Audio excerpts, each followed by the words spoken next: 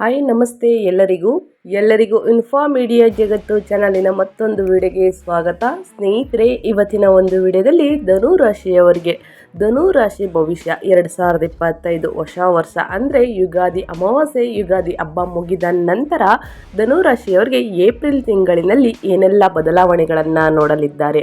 ಈ ಯುಗಾದಿಯಿಂದ 2025 ಮಾರ್ಚ್ 30ರಿಂದ ಇನ್ನು 2026 ಮಾರ್ಚ್ 30ರವರೆಗೆ ಏನೆಲ್ಲ ಬದಲಾವಣೆಗಳನ್ನು ನೋಡಲಿದ್ದಾರೆ ಧನುರಾಶಿಯವರು, ಏನೆಲ್ಲ ಅದೃಷ್ಟವನ್ನು ಗಳಿಸಲಿದ್ದಾರೆ, ಯಾವ ವಿಷಯಗಳಲ್ಲಿ ಎಚ್ಚರಿಕೆಯಿಂದ ಇರಬೇಕು, ವ್ಯಾಪಾರ, ವ್ಯವಹಾರ, ಆರೋಗ್ಯ, ಶಿಕ್ಷಣ ಎಲ್ಲ ರೀತಿಯ ಬಗ್ಗೆ ಅಪ್ಡೇಟ್ಸ್ನ ನಾನು ಇದೇ ವಿಡಿಯೋದಲ್ಲಿ ತಿಳಿಸ್ಕೊಡ್ತೀನಿ. ಸ್ನೇಹಿತರೆ, ಏನೆಲ್ಲ ಬದಲಾವಣೆಗಳು ಮಾಡ್ಕೋಬೇಕು, ಯಾವ ವಿಷಯಗಳಲ್ಲಿ ಎಚ್ಚರಿಕೆಯಿಂದ ಇರಬೇಕು, ಟೋಟಲ್ ಇನ್ಫಾರ್ಮೇಷನ್ನ ಇದೇ ವಿಡಿಯೋದಲ್ಲಿ ತಿಳಿಸ್ಕೊಡ್ತೀನಿ. ಇದನ್ನೆಲ್ಲ ತಿಳ್ಕೋಬೇಕು ಅಂದರೆ ಎಲ್ಲೂ ಕೂಡ ವಿಡಿಯೋನ ಸ್ಕಿಪ್ ಮಾಡಬಾರ್ದು.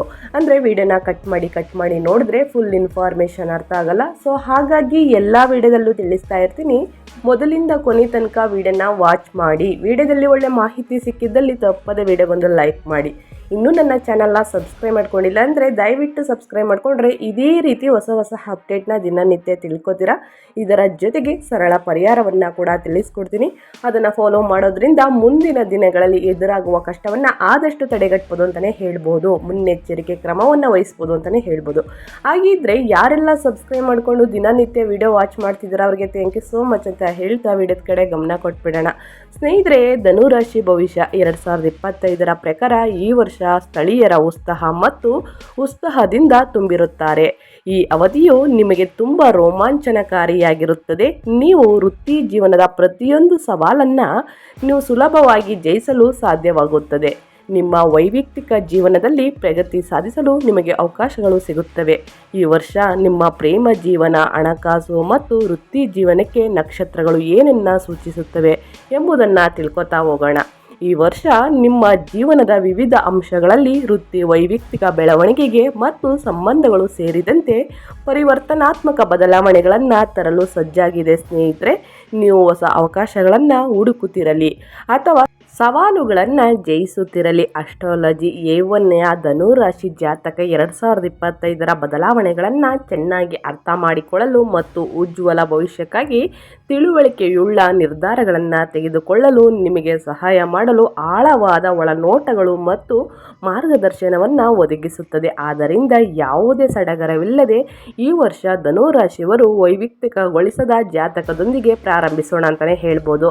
ಮೊದಲನೇದಾಗಿ 2025 ಅಂದರೆ ಯುಗಾದಿ ಮುಗಿದ ನಂತರ ಏಪ್ರಿಲ್ ತಿಂಗಳಿನಲ್ಲಿ ಇನ್ನು ಮುಂಬರುವ ಏಪ್ರಿಲ್ವರೆಗೆ ನಿಮ್ಮ ಆರೋಗ್ಯದ ಜೀವನದಲ್ಲಿ ಏನೆಲ್ಲ ಬದಲಾವಣೆಗಳನ್ನು ನೋಡಲಿದ್ದೀರಿ, ಯಾವ ವಿಷಯಗಳಲ್ಲಿ ಎಚ್ಚರಿಕೆಯಿಂದ ಇರಬೇಕು ಅನ್ನೋದನ್ನ ಮೊದಲನೇದಾಗಿ ಆರೋಗ್ಯದ ಬಗ್ಗೆ ತಿಳಿಸ್ಕೊಟ್ಬಿಡ್ತೀನಿ.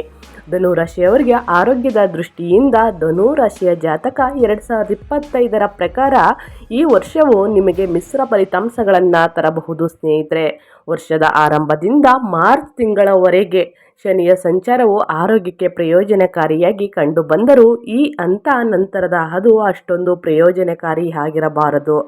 ಮಾರ್ಚ್ನಿಂದ ಅಂದರೆ ಆರಂಭವಾಗಿ ಈಗಾಗಲೇ ಎದೆ ಅಥವಾ ಹೃದಯದ ತೊಂದರೆ ಇರುವ ವ್ಯಕ್ತಿಗಳು ಹೆಚ್ಚು ಎಚ್ಚರಿಕೆಯಿಂದ ಜೀವನ ಶೈಲಿಯನ್ನು ನಡೆಸಬೇಕಾಗುತ್ತದೆ.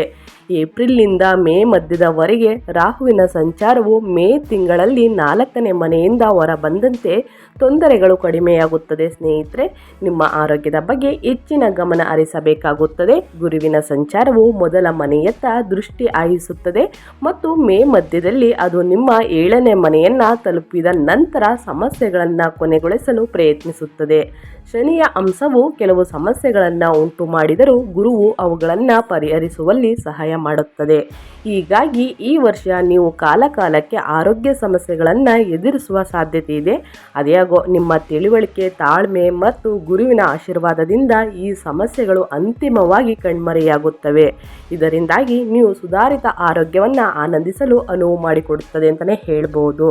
ನಿಮ್ಮ ಆರೋಗ್ಯದ ಬಗ್ಗೆ ಪ್ರತಿಯೊಬ್ಬರು ಕೂಡ ಕಾಳಜಿನ ವಹಿಸಿದ್ದಲ್ಲಿ ಮುಂದಿನ ದಿನಗಳಲ್ಲಿ ಉತ್ತಮ ಆರೋಗ್ಯವನ್ನು ಪ್ರತಿಯೊಬ್ಬರು ಪಡೆದುಕೊಳ್ಳಲಿದ್ದೀರಿ ಅಂತ ಹೇಳ್ತಾ, ಪ್ರತಿಯೊಬ್ಬರು ಪ್ರತಿದಿನ ವ್ಯಾಯಾಮವಾಗಲಿ, ನಿಮ್ಮ ವಾಕಿಂಗ್ ಆಗಲಿ, ಹಸಿರು ತರಕಾರಿ, ಹಣ್ಣು ಹಂಪಲುಗಳನ್ನು ಸೇವಿಸುವುದರಿಂದನೂ ಕೂಡ ಮುಂದಿನ ದಿನಗಳಲ್ಲಿ ನಿಮ್ಮ ಆರೋಗ್ಯ ಉತ್ತಮವಾಗಿರಲಿದೆ.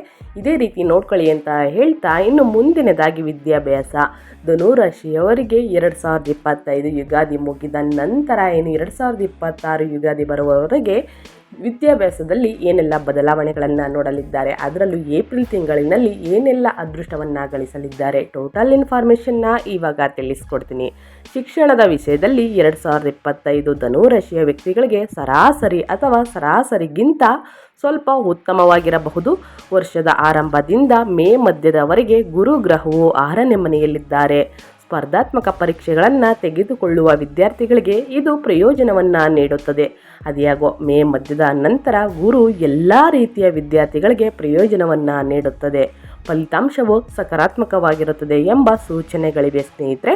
ಬೇರೆ ರೀತಿಯಲ್ಲಿ ಹೇಳುವುದಾದರೆ ಮೇ ಮಧ್ಯದಲ್ಲಿ ಮೊದಲ ಕೆಲವು ಸಾಧಾರಣ ವಿದ್ಯಾರ್ಥಿಗಳು ಮಾತ್ರ ಈ ಅವಧಿಯಿಂದ ಪ್ರಯೋಜನ ಪಡೆಯಬಹುದು. ಆದರೆ ನಂತರದ ಅವಧಿಯಿಂದ ಎಲ್ಲರ ಪ್ರಯೋಜನವನ್ನು ಪಡೆಯುತ್ತಾರೆ ಅಂತಲೇ ಹೇಳ್ಬೋದು. ಅದ್ಯಾಗೋ ಈ ಮಧ್ಯ ಶನಿ ಮತ್ತು ರಾಹುವಿನ ಸಂಚಾರದಿಂದಾಗಿ ನೀವು ನಿಮ್ಮ ವಿಷಯದ ಮೇಲೆ ಗಮನ ಹರಿಸಬೇಕಾಗುತ್ತದೆ. ಇದನ್ನು ಸಾಧಿಸುವುದು ನಿಮಗೆ ಸ್ವಲ್ಪ ಸವಾಲಿನದರ್ಥವಾಗಿರಬಹುದು. ಆದ್ದರಿಂದ ನೀವು ಅಧ್ಯಯನ ಮಾಡಲು ಕಡಿಮೆ ಪ್ರೇರಣೆ ಹೊಂದುತ್ತೀರಿ. ಇಂತಹ ಪರಿಸ್ಥಿತಿಯಲ್ಲಿ ನಿಮ್ಮ ವಿಷಯದ ಮೇಲೆ ಗಮನ ಹರಿಸಲು ನೀವು ನಿರಂತರವಾಗಿ ಕೆಲಸ ಮಾಡಬೇಕು. ನೀವು ಅಂತಹ ಪ್ರಯತ್ನಗಳನ್ನು ಸ್ಥಿರವಾಗಿ ಮಾಡಿದರೆ ಅಂತಿಮವಾಗಿ ನೀವು ಅದರ ಬಗ್ಗೆ ಸಂಪೂರ್ಣ ತಿಳುವಳಿಕೆಯನ್ನು ಹೊಂದುವುದರ ಜೊತೆಗೆ ವಿಷಯದಲ್ಲಿ ಉತ್ತಮವಾಗಿ ಕಾರ್ಯನಿರ್ವಹಿಸಲು ಸಾಧ್ಯವಾಗುತ್ತದೆ. ಸ್ನೇಹಿತರೆ, ವಿದ್ಯಾರ್ಥಿಗಳಿಗೆ ಒಂದು ಕಿವಿಮಾತೇನೆಂದರೆ, ನಿಮ್ಮ ಅಧ್ಯಯನದ ಕಡೆ ಹೆಚ್ಚು ಗಮನ ವಹಿಸಿದ್ದಲ್ಲಿ ಮುಂದಿನ ದಿನಗಳಲ್ಲಿ ಉನ್ನತ ಶಿಕ್ಷಣವನ್ನು ಪಡೆಯಲಿದ್ದೀರಿ, ಉನ್ನತ ಮಟ್ಟಕ್ಕೆ ಏರಲಿದ್ದೀರಿ ಅಂತಲೇ ಹೇಳ್ಬೋದು. ಸೊ ಹಾಗಾಗಿ ಪ್ರತಿ ಒಬ್ಬ ವಿದ್ಯಾರ್ಥಿಗಳಿಗೂ ನಿಮ್ಮ ಅಧ್ಯಯನದ ಕಡೆ ಅತಿಯಾಗಿ ಗಮನ ಕೊಡಿ. ಮುಂದಿನ ದಿನಗಳಲ್ಲಿ ನಿಮ್ಮ ಅದೃಷ್ಟದ ಬಾಗಿಲನ್ನು ನೀವು ನೋಡಲಿದ್ದೀರಿ ಸ್ನೇಹಿತರೆ. ಸೊ ಹಾಗಾಗಿ ಪ್ರತಿಯೊಬ್ಬ ವಿದ್ಯಾರ್ಥಿಗಳು ಗಮನವಿಟ್ಟು ಓದಿನ ಕಡೆ ಗಮನ ಕೊಡಿ ಅಂತ ಹೇಳ್ತಾ ಇನ್ನು ವ್ಯಾಪಾರದ ಬಗ್ಗೆ ತಿಳಿಸ್ಕೊಡ್ತೀನಿ. ಧನುರಾಶಿಯವರಿಗೆ ವ್ಯಾಪಾರದಲ್ಲಿ ಏನೆಲ್ಲ ಬದಲಾವಣೆಗಳು ಆಗಲಿದೆ, ಯಾವ ವಿಷಯಗಳಲ್ಲಿ ಎಚ್ಚರಿಕೆಯಿಂದ ಇರಬೇಕು, ಏನೆಲ್ಲ ಅದೃಷ್ಟವನ್ನು ನೋಡಲಿದ್ದಾರೆ, ಟೋಟಲ್ ಇನ್ಫಾರ್ಮೇಷನ್ನ ಇವಾಗ ಕೊಡ್ತಾ ಹೋಗ್ತೀನಿ. ವ್ಯವಹಾರ ದೃಷ್ಟಿಕೋನದಿಂದ 2025 ಧನುರಾಶಿಯ ವ್ಯಕ್ತಿಗಳೇ ನಿಮಗೆ ಮಿಶ್ರ ಫಲಿತಾಂಶಗಳನ್ನು ತರಬಹುದು. ಮೇ ತಿಂಗಳವರೆಗೆ ರಾಹು ಕೇತು 10ನೇ ಮನೆಯ ಮೇಲೆ ಪ್ರಭಾವ ಬೀರುತ್ತಲೇ ಇದ್ದರೂ ಮಾರ್ಚ್ ಮತ್ತು ವರ್ಷದ ಉಳಿದ ತಿಂಗಳವರೆಗೆ ಶನಿಯು ಅಲ್ಲೇ ಪ್ರಭಾವ ಬೀರುತ್ತಲೇ ಇರುತ್ತಾನೆ. ಕೆಲಸದ ಸ್ಥಳದಲ್ಲಿ ದೃಷ್ಟಿಕೋನದಿಂದ ಈ ಎರಡೂ ಸಂದರ್ಭಗಳನ್ನು ಆದರ್ಶವೆಂದು ಪರಿಗಣಿಸಲಾಗುವುದಿಲ್ಲ. ಅಂದರೆ ಕೆಲಸದಲ್ಲಿ ನಿಧಾನಗತಿಯನ್ನು ಗಮನಿಸಬಹುದು. ಏಪ್ರಿಲ್ ತಿಂಗಳಿನಲ್ಲಿ ನೀವು ಭೇಟಿಯಾಗಲಿರುವ ವ್ಯಕ್ತಿಗಳು ಅಥವಾ ನಿಮ್ಮ ಕೆಲಸಕ್ಕಾಗಿ ನಿಮ್ಮನ್ನು ಅವಲಂಬಿಸಿರುವ ವ್ಯಕ್ತಿಗಳು ನಿಮಗೆ ಹೆಚ್ಚಿನ ಬೆಂಬಲವನ್ನು ನೀಡಲು ಸಾಧ್ಯವಾಗುತ್ತದೆ. ಒಳ್ಳೆಯ ಸುದ್ದಿ ಏನೆಂದರೂ ಗುರುವು ಮೇ ಮಧ್ಯದಿಂದ ವರ್ಷದ ಅಂತ್ಯದವರೆಗೆ ನಿಮ್ಮ 7ನೇ ಮನೆಯಲ್ಲಿರುತ್ತಾರೆ. ಇದು ನಿಮ್ಮ ವ್ಯವಹಾರವನ್ನು ಹೆಚ್ಚಿಸುತ್ತದೆ. ಅದ್ಯಾಗೋ ಈ ಸಮಯದಲ್ಲಿ ನಿಮ್ಮ ಕೆಲಸದ ಮೇಲಿನ ಆಸಕ್ತಿ ಸ್ವಲ್ಪ ಕಡಿಮೆಯಾಗಬಹುದು. ವರ್ಷದ ಬಹುಪಾಲು ಬುಧನ ಸಂಚಾರವು ನಿಮ್ಮ ಪರವಾಗಿರುತ್ತದೆ. ಈ ಎಲ್ಲ ಪರಿಸ್ಥಿತಿಗಳನ್ನು ನಾವು ಆಯೋಜಿಸಿದಾಗ ಈ ವರ್ಷ ವ್ಯವಹಾರಕ್ಕೆ ಸುಲಭವಲ್ಲ ಎಂದು ನಾವು ಊಹಿಸಬಹುದು ಸ್ನೇಹಿತರೆ. ಇದು ಸವಾಲಿನದಾಗಿರುತ್ತದೆ. ಏಕೆಂದರೆ ಎಷ್ಟು ಕಷ್ಟಪಡ್ತೀವೋ ಮುಂದಿನ ದಿನಗಳಲ್ಲಿ ಅದೇ ಅದೃಷ್ಟ ಅಂತಲೇ ಹೇಳ್ಬೋದು. ಮತ್ತು ಬಹಳಷ್ಟು ಕೆಲಸ ಬೇಕಾಗಿದ್ದರೂ ನೀವು ಮುಂದುವರಿಯುತ್ತಿದ್ದರೆ ನೀವು ನಿಮ್ಮ ವ್ಯವಹಾರದಲ್ಲಿ ಮುನ್ನಡೆಯಬಹುದು ಮತ್ತು ನಿಮ್ಮ ಗುರಿಯನ್ನು ಸಾಧಿಸುವುದರ ಜೊತೆಗೆ ಉತ್ತಮ ಗಳಿಕೆಯನ್ನು ಗಳಿಸಬಹುದು. ಮತ್ತೊಮ್ಮೆ ಈ ಎಲ್ಲ ಗುರಿಗಳನ್ನು ಸಾಧಿಸಬಹುದು ಎಂದು ನಾನು ಒತ್ತಿ ಹೇಳುತ್ತೇನೆ ಸ್ನೇಹಿತರೆ. ಯಾಕಂದರೆ ನಾವು ಎಷ್ಟು ಕಷ್ಟಪಟ್ಟು ಕೆಲಸ ಮಾಡ್ತೀವೋ ಅಷ್ಟು ಪ್ರತಿಫಲ ಮುಂದಿನ ದಿನಗಳಲ್ಲಿ ಸಿಗುತ್ತದೆ ಸ್ನೇಹಿತರೆ. ಆದರೆ ಅವುಗಳಿಗೆ ದೃಢ ನಿಶ್ಚಯ, ಸಮರ್ಪಣೆ ಮತ್ತು ಎಚ್ಚರಿಕೆಯ ಯೋಜನೆ ಅಗತ್ಯವಿರುತ್ತದೆ.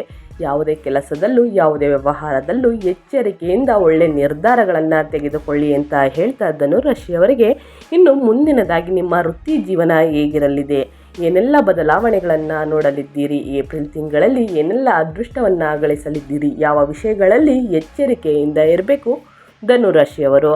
ಉದ್ಯೋಗದ ದೃಷ್ಟಿಕೋನದಿಂದ ನೋಡುವುದಾದರೆ ಧನುರಾಶಿಯವರಿಗೆ ಈ ವರ್ಷ ಮಿಶ್ರ ವರ್ಷ ಎಂದು ನಾವು ಘೋಷಿಸಲು ಬಯಸುತ್ತೇವೆ. ವರ್ಷದ ಆರಂಭದಿಂದ ಮೇ ಮಧ್ಯದವರೆಗೆ ಗುರುವಿನ ಸಂಚಾರವು ನಿಮ್ಮ 6ನೇ ಮನೆಯಲ್ಲಿರುತ್ತದೆ. ಕೆಲಸ ಹುಡುಕುತ್ತಿರುವವರಿಗೆ ಇದು ಅನುಕೂಲಕರವಾಗಿರುತ್ತದೆ ಸ್ನೇಹಿತರೆ. ನೀವು ಕಠಿಣ ಪರೀಕ್ಷೆಗಳು ಮತ್ತು ಸಂದರ್ಶನಗಳಲ್ಲಿ ಯಶಸ್ವಿಯಾಗಬಹುದು ಮತ್ತು ಉದ್ಯೋಗವನ್ನು ಪಡೆಯಬಹುದು. ಆದರೆ ನಿಮ್ಮ ಸಾಧನೆಗಳಿಂದ ನೀವು ಸಂಪೂರ್ಣವಾಗಿ ತೃಪ್ತರಾಗದಿರಬಹುದು. ಮೇ ತಿಂಗಳಿನಲ್ಲಿ ರಾಹುವಿನ ಸಂಚಾರವು ನಿಮಗೆ ಕೆಲಸದಲ್ಲಿ ಅಥವಾ ಇತರ ಆಂತರಿಕ ಮೂಲಗಳಲ್ಲಿ ಅತೃಪ್ತಿಯನ್ನು ಅನುಭವಿಸುತ್ತಿರಬಹುದು ಎಂದು ಸೂಚಿಸುತ್ತದೆ. ಮೇ ನಂತರ ಗುರು ಮತ್ತು ಶನಿ ಮತ್ತು ರಾಹುವಿನ ಸಂಚಾರವು ಅನುಕೂಲಕರವಾಗಲು ಪ್ರಾರಂಭಿಸುತ್ತದೆ. ಇಂತಹ ಪರಿಸ್ಥಿತಿಯಲ್ಲಿ ನೀವು ಕೆಲಸದಲ್ಲಿ ಇನ್ನೂ ಉತ್ತಮವಾಗಿ ಮಾಡಲು ಸಾಧ್ಯವಾಗುತ್ತದೆ. ಹಲವು ರೀತಿಯ ಕೆಲಸಗಳಲ್ಲಿ ಕೆಲಸ ಮಾಡುವ ವ್ಯಕ್ತಿಗಳು ಹೊಸದನ್ನು ಪ್ರಯತ್ನಿಸಲು ಅವಕಾಶವನ್ನು ಹೊಂದಿರುತ್ತಾರೆ. ನೀವು ಹೊಸ ಸ್ಥಳವನ್ನು ಹುಡುಕಲು ಸಾಧ್ಯವಾಗುತ್ತದೆ. ಇದರ ಜೊತೆಗೆ ನೀವು ಬಡ್ತಿ ಅಥವಾ ಇತರ ಪ್ರಯೋಜನಗಳನ್ನು ಸಹ ಪಡೆಯಬಹುದು. ಅದ್ಯಾಗೋ ಮಧ್ಯಂತರದಲ್ಲಿ ಏಪ್ರಿಲ್ನಿಂದ ಶನಿಯ ಸಂಚಾರದಲ್ಲಿನ ಬದಲಾವಣೆಯಿಂದಾಗಿ ಒಬ್ಬರು ಮಾನಸಿಕ ಅತೃಪ್ತಿಯನ್ನು ಅನುಭವಿಸಬಹುದು. ಬೇರೆ ರೀತಿಯಲ್ಲಿ ಹೇಳುವುದಾದರೆ ಸಾಧನೆಗಳು ನಡೆಯುತ್ತಿರುವಂತೆ ಕಂಡುಬಂದರೂ ಅವುಗಳ ಬಗ್ಗೆ ಯಾವುದೇ ಅತೃಪ್ತಿಯ ಭಾವನೆ ಇರುವುದಿಲ್ಲ. ಈ ಸಂದರ್ಭದಲ್ಲಿ ಕೆಲವು ಸವಾಲುಗಳು ಹೊರತಾಗಿಯೂ ಈ ವರ್ಷ ನೀವು ಕೆಲಸದಲ್ಲಿ ಪರಿಣಾಮಕಾರಿಯಾಗಿ ಕಾರ್ಯನಿರ್ವಹಿಸಲು ಸಾಧ್ಯವಾಗುತ್ತದೆ. ನಾವು ಊಹಿಸಬಹುದು ಅಂತಲೇ ಹೇಳ್ಬೋದು. ಇದು ಉದ್ಯೋಗಗಳನ್ನು ಬದಲಾಯಿಸಲು ಸಹ ಸಾಧ್ಯವಾಗುತ್ತದೆ. ಅದೇ ಸಮಯದಲ್ಲಿ ಇತರರಿಗೆ ಬಡ್ತಿಗಳು ಇರುತ್ತವೆ. ಆದರೆ ನೀವು ನಿರೀಕ್ಷಿಸಿದಷ್ಟು ನಿಮ್ಮ ಸಾಧನೆಗಳ ಬಗ್ಗೆ ನೀವು ಹೆಮ್ಮೆ ಪಡದಿರಬಹುದು. ಆದರೆ ಮುಂದಿನ ದಿನಗಳಲ್ಲಿ ನಿಮ್ಮ ವೃತ್ತಿ ಜೀವನದಲ್ಲಿ ನೀವೇ ಖುಷಿ ಪಡ್ತೀರಾ ಸ್ನೇಹಿತರೆ. ಯಾಕಂದರೆ ಅಷ್ಟು ಸಾಧನೆಯನ್ನು ಮಾಡಲಿದ್ದೀರಿ ಅಂತಲೇ ಹೇಳ್ಬೋದು. ಇದಕ್ಕೆಲ್ಲ ಮೇ ನಂತರವೇ ನೀವು ಖುಷಿ ಪಡುವ ದಿನಗಳು ಬರಲಿದೆ ಅಂತಲೇ ಹೇಳ್ಬೋದು. ಇನ್ನು ಸ್ನೇಹಿತರೆ, ಹಣಕಾಸು 2025 ಯುಗಾದಿ ಮುಗಿದ ನಂತರ ಸ್ನೇಹಿತರೆ ಇನ್ನು 2026ರವರೆಗೆ ಹಣಕಾಸಿನಲ್ಲಿ ಏನೆಲ್ಲ ಬದಲಾವಣೆಗಳು ಆಗಲಿದೆ, ಇದರ ಜೊತೆಗೆ ಏಪ್ರಿಲ್ ತಿಂಗಳಿನಲ್ಲಿ ಏನೆಲ್ಲ ಅದೃಷ್ಟವನ್ನು ನೋಡಲಿದ್ದೀರಿ, ಟೋಟಲ್ ಇನ್ಫಾರ್ಮೇಷನ್ನ ಇವಾಗ ತಿಳಿಸ್ಕೊಡ್ತೀನಿ.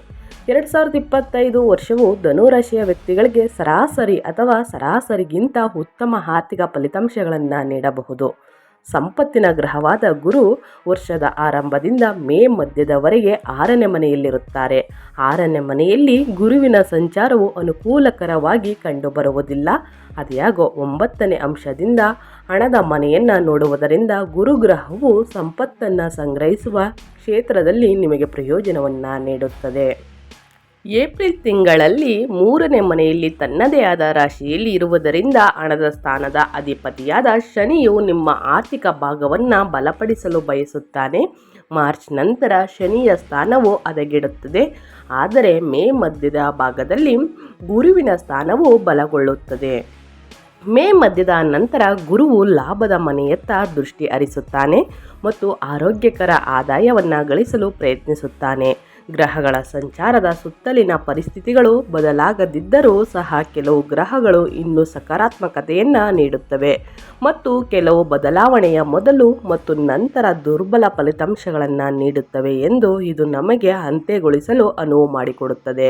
2025ರ ಧನುರಾಶಿಯ ಜಾತಕವು ಗ್ರಹಗಳ ಸಂಚಾರವು ಹಣಕಾಸಿನ ಸಮಸ್ಯೆಗಳ ಮೇಲೆ ಸಂಘರ್ಷದ ಪರಿಣಾಮಗಳನ್ನು ಬೀರುತ್ತದೆಯಾದರೂ ಹಣದ ಸೂಚಕವಾದ ಗುರುವು ಲಾಭ ಅಥವಾ ಅದೃಷ್ಟದ ಮನೆಯೊಂದಿಗೆ ಸಂಬಂಧ ಹೊಂದಿರುತ್ತಾನೆ ಸ್ನೇಹಿತರೆ ಎಂದು ಹೇಳಲಾಗುತ್ತದೆ.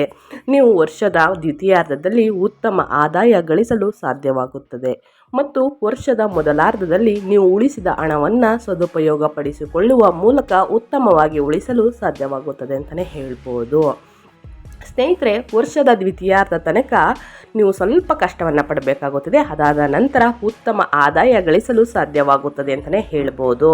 ಇನ್ನು ಮುಂದಿನದಾಗಿ ಲವ್ ಸ್ಟೋರಿ ಅಂದರೆ ನಿಮ್ಮ ಲವ್ ಲೈಫ್ ಹೇಗಿರಲಿದೆ, ನಿಮ್ಮ ಧನುರಾಶಿಯ ಲವ್ ಲೈಫಲ್ಲಿ ಏನೆಲ್ಲ ಬದಲಾವಣೆಗಳನ್ನು ನೋಡಲಿದ್ದೀರಿ, ಯಾವ ವಿಷಯಗಳಲ್ಲಿ ಎಚ್ಚರಿಕೆಯಿಂದ ಇರಬೇಕು, ಏನೆಲ್ಲ ಬದಲಾವಣೆಗಳನ್ನು ನೋಡಿ ಯಾವ ವಿಷಯಗಳಲ್ಲಿ ಎಚ್ಚರಿಕೆಯಿಂದ ಇದ್ದರೆ ಮುಂದಿನ ದಿನಗಳು ಅದೃಷ್ಟ ಅನ್ನೋದನ್ನ ತಿಳಿಸ್ಕೊಡ್ತೀನಿ. ಸ್ನೇಹಿತರೆ, ಧನುರಾಶಿಯವರಿಗೆ 2025ರ ಮೊದಲ ಭಾಗವು ಪ್ರಣಯ ಸಂಬಂಧಗಳಿಗೆ ಉತ್ತಮವಾಗಿರುವುದಿಲ್ಲ. ಅದ್ಯಾಗೋ ಮೇ ತಿಂಗಳ ಮಧ್ಯದ ನಂತರ ಗುರುವು 7ನೇ ಮನೆಗೆ ಸ್ಥಳಾಂತರಗೊಂಡು ಸಂಬಂಧಗಳಲ್ಲಿ ಹೊಂದಾಣಿಕೆಯನ್ನು ಸುಧಾರಿಸಬಹುದು. ಶುಕ್ರನು ವರ್ಷ ಪೂರ್ತಿ ಸಾಮಾನ್ಯವಾಗಿ ಸಕಾರಾತ್ಮಕ ಫಲಿತಾಂಶಗಳನ್ನು ತೋರಿಸುತ್ತಿದ್ದಾನೆ. ಆದರೆ 5ನೇ ಮನೆಯ ಅಧಿಪತಿಯಾದ ಮಂಗಳನು ಒಟ್ಟಾರೆಯಾಗಿ ಅನುಕೂಲಕರ ಫಲಿತಾಂಶಗಳನ್ನು ನೀಡುತ್ತಿರುವಂತೆ ತೋರುತ್ತಿದೆ. ಹೀಗಾಗಿ ಈ ವರ್ಷ ಸಾಮಾನ್ಯವಾಗಿ ಪ್ರಣಯ ಸಂಬಂಧಗಳಿಗೆ ಅನುಕೂಲಕರವಾಗಿದ್ದರೂ ವರ್ಷದ ಆರಂಭದ ಭಾಗವು ಅಷ್ಟು ಬಲವಾಗಿರುವುದಿಲ್ಲ. ಆದರೆ ಸ್ನೇಹಿತರೆ, ವರ್ಷದ ಮೊದಲಾರ್ಧದಲ್ಲಿ ಒಬ್ಬರ ಪ್ರಣಯ ಸಂಬಂಧಗಳನ್ನು ಹಗುರವಾಗಿ ತೆಗೆದುಕೊಳ್ಳುವುದು ಸೂಕ್ತವಲ್ಲ. ಸಣ್ಣ ವಾದಗಳು ಸಂದರ್ಭದಲ್ಲಿಯೂ ಸಹ ನೀವು ನಿಮ್ಮ ಎಲ್ಲ ಗಮನವನ್ನು ನಿಮ್ಮ ಪ್ರಣಯ ಸಂಗತಿಗೆ ವಿನಿಯೋಗಿಸಬೇಕು. ವಾದವನ್ನು ತೀವ್ರಗೊಳಿಸಬೇಕು ಬದಲು ಅವರನ್ನು ಮನವೊಲಿಸಲು ನೀವು ಪ್ರಯತ್ನಿಸಬೇಕು. ಇನ್ನು ಮುಂದಿನ ದಿನಗಳಲ್ಲಿ ಅಂದರೆ ವರ್ಷದ ಮಧ್ಯಾರ್ಧದಲ್ಲಿ ಸ್ನೇಹಿತರೆ ಬಹಳ ಸಕಾರಾತ್ಮಕ ಫಲಿತಾಂಶಗಳನ್ನು ನೋಡಲಿದ್ದೀರಿ. ಈ ಸಮಯದಲ್ಲಿ ನಿಮ್ಮ ಪ್ರಣಯ ಜೀವನದಿಂದ ನೀವು ಉತ್ತಮ ವಿಷಯಗಳನ್ನು ನಿರೀಕ್ಷಿಸಬಹುದು. ಏಕೆಂದರೆ ನಿಮ್ಮ ಪ್ರೀತಿ ಪಾತ್ರರು ಸಹ ಬುದ್ಧಿವಂತಿಕೆಯಿಂದ ವರ್ತಿಸುತ್ತಾರೆ. ಆದಷ್ಟು ವಾದ ವಿವಾದಗಳು ಬೇಡ ಅಂತಲೇ ಹೇಳ್ಬೋದು. ಇನ್ನು ಮುಂದಿನ ದಿನಗಳು ಸುಖಮಯವಾಗಿದೆ ಅಂತ ಹೇಳ್ತಾ, ಇನ್ನು ವೈವಾಹಿಕ ಜೀವನದ ಬಗ್ಗೆ ಪುಟ್ಟದಾಗಿ ತಿಳಿಸ್ಕೊಡ್ತೀನಿ. ಧನುರಾಶಿಯವರಿಗೆ ಮದುವೆಯ ವಯಸ್ಸನ್ನು ತಲುಪಿರುವ ಧನುರಾಶಿ ವ್ಯಕ್ತಿಗಳಿಗೆ ಮದುವೆಯಾಗಲು ಪ್ರಯತ್ನಿಸುತ್ತಿರುವವರಿಗೆ ವರ್ಷದ ದ್ವಿತೀಯಾರ್ಧವು ಅತ್ಯುತ್ತಮ ಫಲಿತಾಂಶಗಳನ್ನು ನೀಡಬಹುದು. ವರ್ಷದ ಮೊದಲಾರ್ಧದಲ್ಲಿ ನಿಮ್ಮ ಎಲ್ಲ ಆಸೆಗಳನ್ನು ಪೂರೈಸಲು ನೀವು ಹೆಚ್ಚಿನ ಪ್ರಯತ್ನಗಳನ್ನು ಮಾಡಲು ಸಾಧ್ಯವಾಗದಿರುವುದಿಲ್ಲ. ಆದರೆ ಮೇ ಮಧ್ಯದ ನಂತರ ನಿಮ್ಮ ಲಗ್ನ ಮತ್ತು ರಾಶಿ ಚಕ್ರದ ಅಧಿಪತಿ ಗುರು ನಿಮ್ಮ 7ನೇ ಮನೆಯ ಮೂಲಕ ಸಾಗಿ ನಿಮ್ಮ ಮದುವೆಯ ದಾರಿ ಮಾಡಿಕೊಡುತ್ತಾರೆ. ಪರಿಣಾಮವಾಗಿ ಧನುರಾಶಿಯ ಜಾತಕ 2025 ಮದುವೆ ಮತ್ತು ನಿಶ್ಚಿತಾರ್ಥಕ್ಕೆ ಸಂಬಂಧಿಸಿದ ಸಕಾರಾತ್ಮಕ ಅನುಕೂಲಕರ ಅಂಶಗಳು ವರ್ಷದ ದ್ವಿತೀಯಾರ್ಧದಲ್ಲಿ ವಿಶೇಷವಾಗಿ ಮೇ ಮಧ್ಯದ ನಂತರ ಉದ್ಭವಿಸಬಹುದು ಎಂದು ಹೇಳಲಾಗುತ್ತದೆ. ಸ್ನೇಹಿತರೆ, ಮದುವೆ ವಿಷಯಕ್ಕಾಗಿ ಬಂದಾಗ ವರ್ಷದ 2ನೇ ಭಾಗವು ಉತ್ತಮ ಫಲಿತಾಂಶಗಳನ್ನು ನೀಡುತ್ತದೆ. ಇದಕ್ಕೆ ವೃತ್ತಿಕರವಾಗಿ ವರ್ಷದ ಮೊದಲಾರ್ಧದಲ್ಲಿ ಯಾವುದೇ ಗಮನಾರ್ಹ ಪ್ರತಿಕೂಲತೆ ಇಲ್ಲದಿದ್ದರೂ ಸಹ ನಿಮ್ಮ ವೈಯಕ್ತಿಕ ಜೀವನವನ್ನು ಆನಂದಿಸಲು ವರ್ಷದ ದ್ವಿತೀಯಾರ್ಧವು ನಿಮಗೆ ಉತ್ತಮವಾಗಿರುತ್ತದೆ ಎಂದು ನಾವು ಗಮನಿಸಿದ್ದೇವೆ. ಸ್ನೇಹಿತರೆ, ಇನ್ನು ಆಸ್ತಿ, ಮನೆ, ಪ್ರಾಪರ್ಟಿ, ವಾಹನ ಏನಾದರೂ ಖರೀದಿ ಮಾಡ್ತೀರಾ, ಭೂಮಿ ಏನಾದರೂ ಖರೀದಿ ಮಾಡ್ತೀರಾ, ಆ ಅದೃಷ್ಟ ನಿಮಗೇನಾದರೂ ಇದೆಯಾ ಈ ವರ್ಷದಲ್ಲಿ ಅನ್ನೋದನ್ನ ತಿಳಿಸ್ಕೊಡ್ತೀನಿ. ಯುಗಾದಿ ಮುಗಿದ ನಂತರ ಧನುರಾಶಿಯವರಿಗೆ ಭೂಮಿ ಮತ್ತು ಕಟ್ಟಡದ ವಿಷಯಗಳಿಗೆ ಬಂದಾಗ ವರ್ಷವು ಸ್ವಲ್ಪ ದುರ್ಬಲವಾಗಿರಬಹುದು. ಆದರೆ ಈ ವರ್ಷದ ದ್ವಿತೀಯಾರ್ಧವು ತುಂಬ ಉತ್ತಮವಾಗಿರಬೇಕು. ವರ್ಷದ ಆರಂಭದಲ್ಲಿ ಮತ್ತು ಮೇ ತಿಂಗಳಲ್ಲಿ ರಾಹು 4ನೇ ಮನೆಯಲ್ಲಿ ಉಳಿಯುತ್ತಾನೆ. ಇದು ಭೂಮಿ ಮತ್ತು ಕಟ್ಟಡಕ್ಕೆ ಸಂಬಂಧಿಸಿದ ಕೆಲವು ಸವಾಲುಗಳು ಅಥವಾ ಸಮಸ್ಯೆಗಳನ್ನು ಉಂಟು ಮಾಡಬಹುದು. ರಿಯಲ್ ಎಸ್ಟೇಟ್ ಸಂಬಂಧಿತ ನಿರ್ಧಾರಗಳನ್ನು ಸದ್ಯಕ್ಕೆ ಮುಂದೂಡಬೇಕು.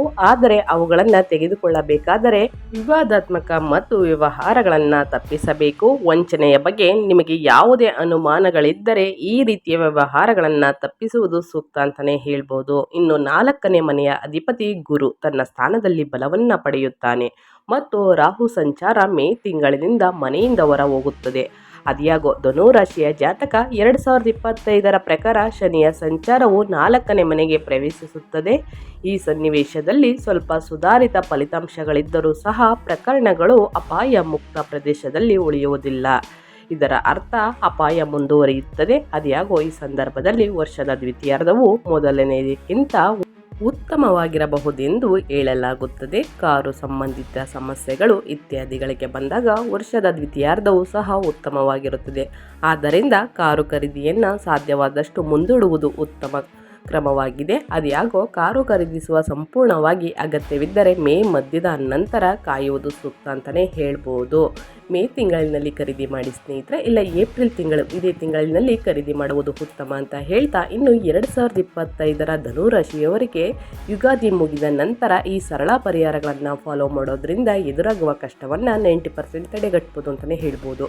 ಹಾಗಿದ್ರೆ ಒಂದು 5 ಪರಿಹಾರಗಳನ್ನು ತಿಳಿಸ್ಕೊಟ್ಟಿರ್ತೀನಿ. ಅದು ಯಾವುದು ಬೆಟರ್ ಅನಿಸುತ್ತೋ ಅದನ್ನು ಮಾಡಿದ್ರೆ ಒಳ್ಳೆಯದಾಗಲಿದೆ. ಮೊದಲನೇದಾಗಿ ದೇಹದ ಮೇಲ್ಭಾಗದಲ್ಲಿ ಬೆಳ್ಳಿಯ ಆಭರಣಗಳನ್ನು ಧರಿಸಿ. ಇನ್ನು ಸಾಧ್ಯವಾದರೆ ಪ್ರತಿದಿನ ಅಥವಾ ಪ್ರತಿ ಶನಿವಾರ ಹಸುವಿಗೆ ಹಾಲು ಮತ್ತು ಅನ್ನವನ್ನು ಕೊಡಿ. ಇನ್ನು ಗುರುವಾರದಂದು ದೇವಸ್ಥಾನದಲ್ಲಿ ಹಳದಿ ಹಣ್ಣುಗಳು ಅಥವಾ ಸಿಹಿ ತಿಂಡಿಗಳನ್ನು ಅರ್ಪಿಸುವುದು ಶುಭ ಅಂತಲೇ ಹೇಳ್ಬೋದು. ಇನ್ನು ನಿಮ್ಮ ಆರೋಗ್ಯ ಸಮಸ್ಯೆ ಸ್ವಲ್ಪ ಕಷ್ಟಗಳನ್ನು ನೋಡ್ತಾ ಇದ್ದರೆ ಅಥವಾ ಆರೋಗ್ಯ ಸಮಸ್ಯೆ ಏನಾದರೂ ತುಂಬ ನೋಡ್ತಾ ಇದ್ದರೆ ಶನಿದೇವರನ್ನು ಪ್ರಾರ್ಥನೆ ಮಾಡಿ ಶನಿದೇವರಿಗೆ ಸಾಸಿವೆ ಎಣ್ಣೆಯನ್ನು ಅರ್ಪಿಸಿ. ಮನೆಯಲ್ಲೂ ಕೂಡ ಪ್ರತಿ ಶನಿವಾರ ಸಾಸಿವೆ ಎಣ್ಣೆಯಿಂದ ಪೂಜೆಯನ್ನು ಸಲ್ಲಿಸ್ಬೋದು. ಬೆಳಗಿನ ಸಮಯದಲ್ಲಾಗಲಿ ಅಥವಾ ಸಂಜೆಯ ಸಮಯವನ್ನು ಬೆಟರ್ ಅಂತಲೇ ಹೇಳ್ಬೋದು. ಈ ರೀತಿ ಮಾಡುವುದರಿಂದನೂ ಕೂಡ ನಿಮ್ಮ ಆರೋಗ್ಯ ಸಮಸ್ಯೆ ಎಲ್ಲ ನಿವಾರಣೆಯಾಗಿ ಮುಂದಿನ ದಿನಗಳಲ್ಲಿ ಅದೃಷ್ಟ ಅಂತಲೇ ಹೇಳ್ಬೋದು. ಎಲ್ಲ ಕೆಲಸದಲ್ಲೂ ಜಯವನ್ನು ಗಳಿಸಲಿದ್ದೀರಿ ಅಂತ ಹೇಳ್ತಾ ನಾನು ವಿಡಿಯೋನ ಎಂಡ್ ಮಾಡ್ತಾ ಇದ್ದೀನಿ. ದಯವಿಟ್ಟು ಇವತ್ತಿನ ಒಂದು ವಿಡಿಯೋ ಇಷ್ಟ ಆಗಿದ್ದಲ್ಲಿ ವಿಡಿಯೋಗೊಂದು ಲೈಕ್ ಮಾಡಿ. ಇನ್ನೂ ನನ್ನ ಚಾನಲ್ನ ಸಬ್ಸ್ಕ್ರೈಬ್ ಮಾಡ್ಕೊಂಡಿಲ್ಲ ಅಂದರೆ ತಪ್ಪದೇ ಸಬ್ಸ್ಕ್ರೈಬ್ ಮಾಡಿಕೊಂಡ್ರೆ ಇದೇ ರೀತಿ ಹೊಸ ಹೊಸ ಅಪ್ಡೇಟ್ಗಳನ್ನ ದಿನನಿತ್ಯ ತಿಳ್ಕೊತೀರಾ.